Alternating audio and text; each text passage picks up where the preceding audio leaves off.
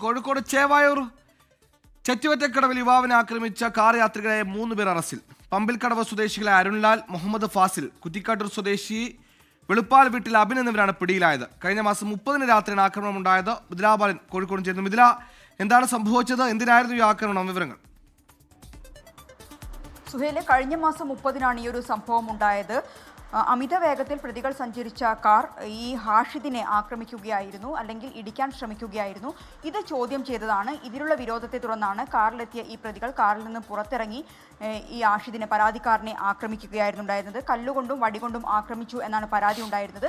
ഇതിനെ തുടർന്ന് Chevayur police case register ചെയ്തു. CCTV ദൃശ്യങ്ങൾ കേന്ദ്രീകരിച്ച് നടത്തിയ അന്വേഷണത്തിലാണ് 3 പ്രതികളെ അറസ്റ്റ് ചെയ്തിട്ടുള്ളത്. ഇതിൽ 1-ാം പ്രതി അരുൺലാലാണ്. അരുൺലാലിന് കോഴിക്കോട്, കണ്ണൂർ ജില്ലകളിലായി വധശ്രമത്തിനും പൊതുജന ശല്യത്തിനും ഒപ്പം തന്നെ പൊതുസ്ഥലത്ത് മദ്യപിച്ചതിനും അശ്രദ്ധമായി വാഹനം ഓടിച്ചതിനും ഉൾപ്പെടെ നിരവധി കേസുകൾ നിലവിലുണ്ട്. 3 പേരെയും ഇന്നാണിപ്പോൾ അറസ്റ്റ് ചെയ്തത്. സുഹൈൽ, എന്തായാലും സ്ഥിരം ശല്യക്കാരായ 3 പേരാണ്. ഇത് ആദ്യത്തെ കേസുമല്ല. 3 പേരെ നിലവിൽ പിടികൂടിയിട്ടുണ്ട്. മിഥിലാബാലാണ് വിശദാംശങ്ങൾ നൽകിയത്.